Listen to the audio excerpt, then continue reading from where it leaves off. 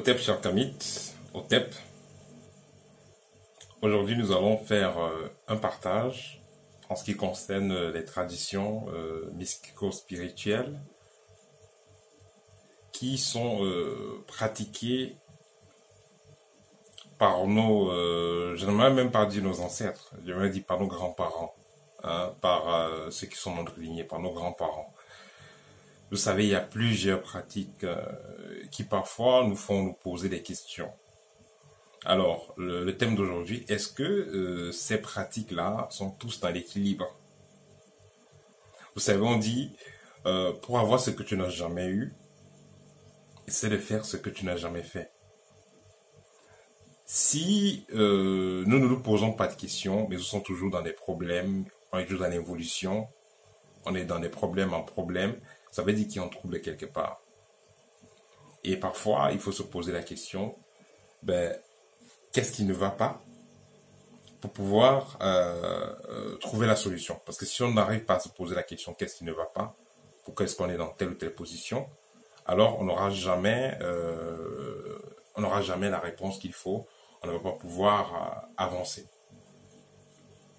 Alors, vous qui avez vécu en Afrique, je pense qu'une bonne partie d'entre vous ont connu certains rituels qui se faisaient étant plus jeunes, ou alors qui se font suivant une certaine périodicité.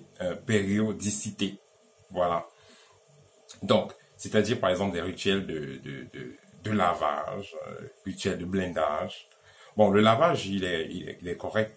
Le lavage, il est correct parce que ça consiste à quoi? Prendre des feuilles, utiliser des formules qui vont vivifier le mélange qu'on a fait, disons, les feuilles et de l'eau, et on va vous laver. Voilà, le lavage est correct, mais il faudra que celui qui fait le lavage, qu'il soit lui-même en accord vibratoire avec lui-même et avec son environnement et les produits qu'il utilise. Il faut qu'il soit à même d'utiliser ces produits-là. Il faut qu'il connaisse très bien et maîtrise bien la nature mystique de ces produits qu'il utilise. Parce que si celui-là donc maîtrise ces outils qu'il va employer dans les lavages, ces lavages seront corrects et ces lavages vont vous apporter un plus dans votre vie. Parce que celui-là vous transmettra également la positivité qu'il a, la lumière qu'il a. Mais si celui-là lui-même est assombri parce que, en même temps qu'il pratique ces traditions ancestrales-là, en même temps, il est en train de toucher des grégores X, des grégores Y, il est dans telle loge, le matin, on le voit, il est à l'église, ou même il a son chapelet au cou, ou bien, voilà. En même temps, il est à la loge X, Y, en même temps, il va aller à la mosquée le soir, mais il y aura un trouble fréquentiel au niveau des articles qu'il utilise. Et en plus, il est connecté déjà à autre chose. Pour celui qui a l'expérience dans le domaine, c'est que quand vous êtes connecté dans un ordre X ou Y, il suffit juste que vous ouvrez la bouche et vous commencez à parler et vous êtes en contact avec cet égrégore-là. Les génies ou les entités de cet égrégore commencent à interagir. Ce qui fait qu'il est important que celui qui va utiliser certaines techniques, par exemple pour vous faire des lavages, pour travailler sur votre corps, il faudra qu'il soit en équilibre avec lui-même, avec ce qu'il utilise. Et également, bien entendu, avec les lois de la nature, avec la nature. Parce que s'il est déjà lié, tenu au cou par un ordre X ou Y, c'est pas évident que la personne soit réellement en harmonie avec la nature. Ça, c'est l'un des points. Également, il y a un point qui est assez important, ça c'est les blindages. Parce que ceux d'entre vous qui avaient vécu en Afrique savaient très bien qu'à un certain âge, on amène des gens se faire blinder. Et ce qui est même étonnant, c'est que la plupart des gens qui vont faire blinder les enfants, parallèlement, ils vont à l'église. Et quand vous allez demander, mais vous allez à l'église, vous croyez que Jésus va vous protéger, il est avec vous, n'est-ce pas? Vous allez donner tout à Jésus. Mais pourquoi est-ce que vous partez encore à l'église? Pardon, pourquoi est-ce que vous partez encore vous faire blinder? Si le blindage, vous êtes sûr que le blindage va marcher, pourquoi est-ce que vous partez encore à l'église? Et les gens vont vous dire, bon, ils vont à l'église, mais se font blinder parce que, bon, parfois, entre guillemets, Dieu peut être inattentif et le diable passe par derrière pour frapper. Donc, si on a fait la protection à l'église et on fait encore le blindage, ça veut dire que, bon, voilà, on est sûr. Mais ce qui est étonnant, c'est que, bon, j'en connais beaucoup, et vous-même vous en connaissez beaucoup, qui sont morts de voix par une voix mystique, qui ont été assassinés, tués par une voix mystique.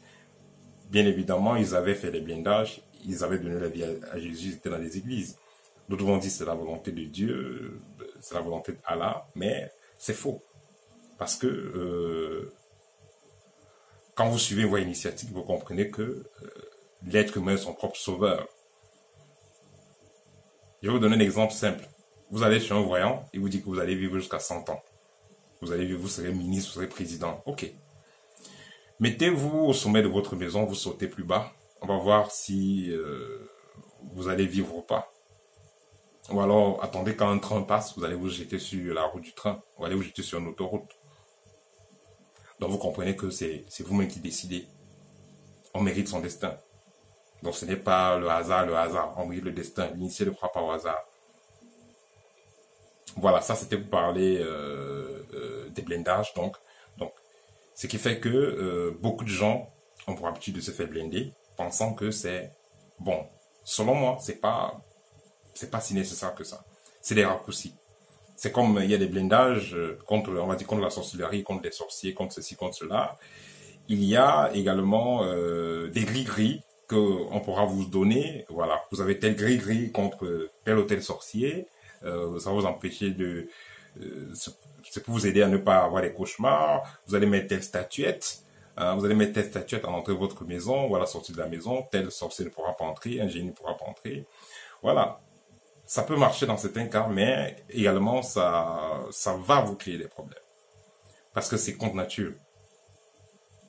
Pour qu'on puisse vous donner une statuette, ce n'est pas, comme je l'ai dit dans une précédente vidéo, c'est pas un esprit de tomate ou de poisson qui est à l'intérieur.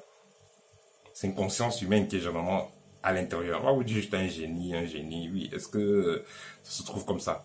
C'est une conscience humaine qui est à l'intérieur. Donc c'est une conscience humaine qui a été esclavagisée pour votre compte, à votre demande. Et ça, c'est karmique. Et ça, c'est un désordre énergétique que vous allez créer dans votre vie.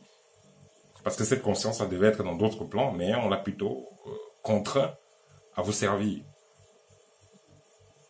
Et les gens ne sont pas conscients de ça, ils veulent juste la.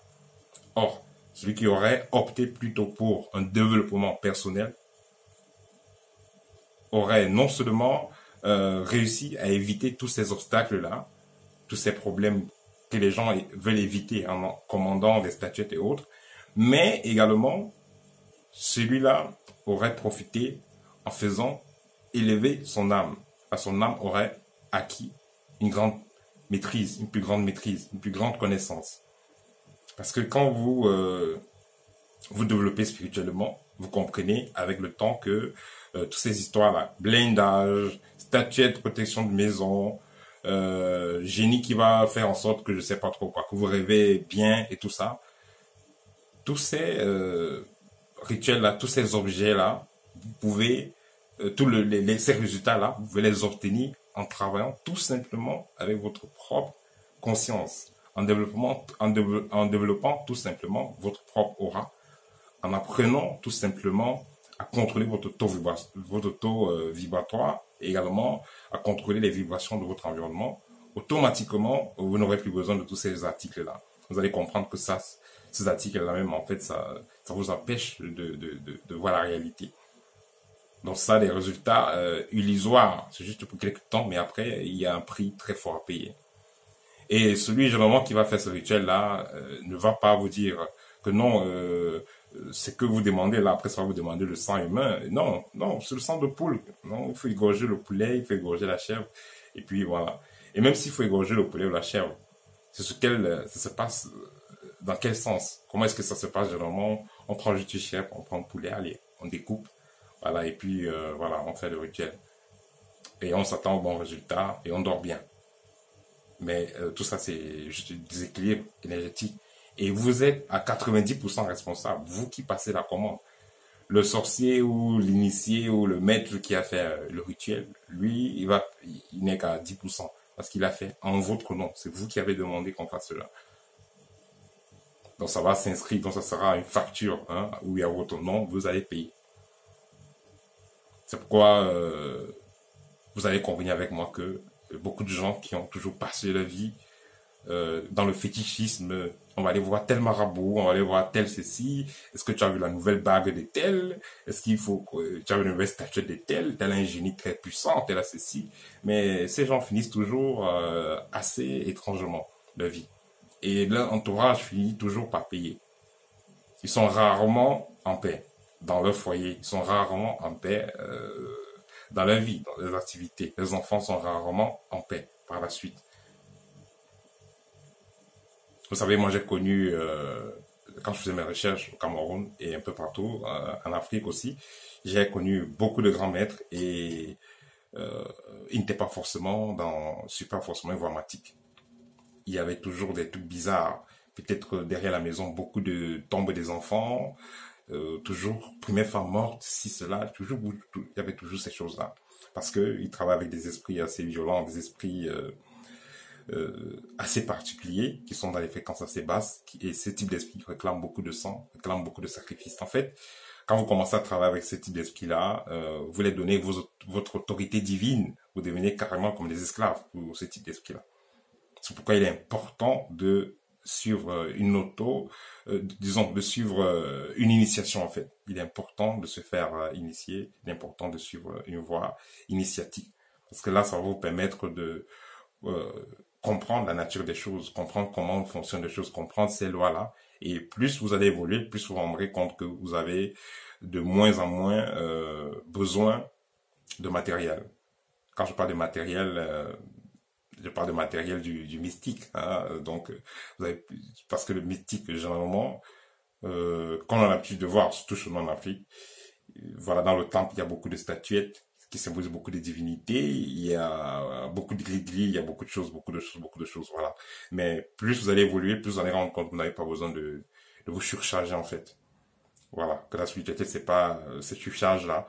Vous allez arriver dans un temple, on a tellement égorgé les poulets que l'odeur est bizarre, voilà, et finalement, tous ces stress d'animaux égorgés là, parce qu'on n'a pas tué ces animaux-là dans les règles là, parce que le mystique, avant de tuer l'animal, il sait que c'est un rituel qu'il est en train de faire avec l'animal. Quand je parle de rituel ici, je parle pas au niveau de l'intérêt. C'est un rituel de passage. Tuer un animal pour un initié, c'est un rituel de passage. Le moment de tuer l'animal, en temps normal, hein, la plupart des cas, on va tuer un animal quand c'est pour le consommer. Et si c'est pour consommer l'animal, vous parlez à l'animal et c'est un rituel de passage que vous faites à cet animal. C'est fait qu'en partant, l'animal va laisser des vibrations positives. Mais si vous avez tué l'animal sauvagement, en partant, il laisse des vibrations négatives. Quand vous arrivez dans un abattoir, les vibrations qui s'y dégagent sont, celui qui sait ressentir les énergies sait de quoi je parle. Les vibrations qui s'y dégagent sont assez basses. Voilà, c'est pourquoi cela est similaire donc à un temple où on a l'habitude de faire de pareilles opérations. Quand on va égorger, on va se préparer pour égorger l'animal, où on n'a pas, disons, on n'a même pas tué l'animal dans les règles là et tout. Donc il y a des présences assez étranges qui vont venir se revitaliser. Et en ce qui concerne donc le culte des ancêtres, c'est un culte qui n'est pas seulement pratiqué en Afrique, il est également pratiqué en Europe. Quand vous voyez chez les Blancs, ils parlent de saints, ceci, saints, cela, généralement ce sont les ancêtres. Hein. Généralement ce sont les ancêtres qu'ils ont divinisés et béatifiés, comme ils appellent ça chez eux. Et ils n'ont pas besoin d'égorger le sang pour pouvoir être en harmonie avec eux, pour pouvoir bénéficier de leur grâce. Pareillement, que ce soit chez les Chinois, que ce soit au Japon, dans ces zones-là, ils respectent beaucoup les ancêtres. Ils font des rituels pour les ancêtres. Ça consiste tout simplement à verser du thé, à verser de l'eau, à verser du vin, de foie, allumer des encens, déposer des fleurs. En Russie également, il y a le rituel qui est fait pour les ancêtres. Et les morts aussi. Ça consiste tout simplement à déposer des fleurs et dans certains cas, verser un peu de vodka. Donc, un peu, dans la plupart des pays, ces rituels sont faits pour les ancêtres, mais c'est pas forcément du sang qu'il faut. Parce que, comme je vous ai dit dans une vidéo précédente, verser le sang, tuer un animal qui va aller avec la douleur et tout ça, verser ce sang, ça va nourrir des esprits de basse fréquence.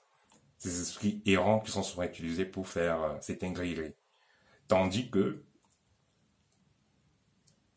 les ancêtres, normalement, ils n'ont pas besoin de ce type d'énergie. Les ancêtres qui sont dans un plan d'équilibre. Ils n'ont pas besoin de ce type d'énergie, de sang. L'animal qu'on a tué, qui est parti avec la colère et qui a laissé toute cette colère et ce stress dans son sang. Nos ancêtres sont dans les plans de fréquence supérieure. Ils n'ont pas besoin de ça. Ils ont besoin tout simplement que nous soyons en harmonie avec nous-mêmes parce qu'ils font partie de nous-mêmes et que nous puissions être dans des vibrations assez hautes. Une fois que c'est fait, le simple verre d'eau que vous allez verser va peser de tout son poids, aura toute sa valeur parce que vous allez charger ce verre d'eau de votre amour et vous allez verser à leur endroit. Et là, ils sont satisfaits. Donc, vous n'avez pas besoin d'égorger des animaux ou n'importe comment et de faire tout ce désordre-là. Tout ça, c'est juste, tout simplement karmique. Et tôt ou tard, ça a des retombées dans la vie des individus. Vous allez donc voir l'asiatique, néanmoins, il fait sa spiritualité, il évolue, que ce soit celui ceux qui sont un peu partout, Asie, Europe, dans certains cas, ils font la spiritualité, ils évoluent. Mais l'Africain qui a toutes ces connaissances-là, avec sa spiritualité, toutes ces techniques qu'il a, mais malgré tout ça, il n'évolue pas. Justement, c'est parce que il y a des défauts en cela, il y a des choses qui ont été ajoutées, il y a des choses qui ont été faites n'importe comment, il faut revoir les choses. Vous savez, on dit souvent, en tant que parent, si votre enfant fait moins que vous, ou alors arrive tout simplement à votre niveau, vous ne serez pas totalement satisfait. Vous devez être satisfait s'il essaie de vous dépasser. Et nous sommes à une époque où il est important de se poser des questions sur les pratiques spirituelles. Je ne vais pas appeler ça spirituel, c'est les pratiques mystiques qu'ont toujours fait nos grands-parents. Voilà, pour comprendre, est-ce que tout ça, ça a été toujours dans l'équilibre? Est-ce que tout ça, ça a été toujours matique? Il est temps de penser à modifier certaines choses qui sont correctes pour les rendre meilleures, qui sont bonnes pour rendre meilleures, et modifier ce qui également n'est pas bonne, qui n'est pas dans la matique, qui n'est pas dans la mat, qui n'est pas dans l'équilibre, pour les améliorer. Parce que si on ne le fait pas, on ne va pas pouvoir changer nos réalités. On a besoin de changer, on a besoin d'évoluer, on a besoin d'être dans l'équilibre. Et pour que nous soyons dans l'équilibre, il faudra que nous essayons de modifier ce qui ne convient pas avec notre objectif qui est l'équilibre. Et une fois qu'on va modifier cela, on va prendre cette nouvelle façon de faire à la nouvelle génération. Parce que c'est la nouvelle génération qui va définir le lendemain. Voilà, ça c'était mon petit partage pour aujourd'hui. À très bientôt au TEP. N'oubliez pas, voilà, n'oubliez pas de vous abonner si vous êtes nouveau dans la chaîne. N'oubliez pas de vous abonner. Et ceux qui sont intéressés par les cours que nous donnons, allez dans le site www.kamit.com. La formation, elle dure 3 mois de cours intenses. Et pendant ces 3 mois, l'étudiant a 2 heures de cours chaque semaine avec un enseignant. Les cours sont en privé, c'est pas en groupe. Et également, le suivi est de 1 an. Voilà. Donc, déjà la garantie que vous avez quand vous suivez la formation, comme je le dis toujours, il faut que je répète, vous n'aurez plus de problèmes de santé si vous travaillez au moins 20 minutes par jour, vous n'aurez plus de problèmes de santé. Si vous avez des problèmes vous avez des maladies assez compliquées là, on vous donne maximum 9 mois pour en dissoudre totalement avec. Et également, ceux qui ont des problèmes de couche de nuit, repas de nuit, les attaques, problèmes de sorcellerie, ou alors tous ceux qui veulent tout simplement faire des expériences avec les êtres de la nature, ceux qui veulent faire des expériences du contact avec les êtres invisibles et tout ça, rapprochez-vous de l'école, c'est ce que nous travaillons. Voilà. Donc, c'est plus pratique que théorique, la formation que nous faisons. Voilà. À très bientôt au TEP.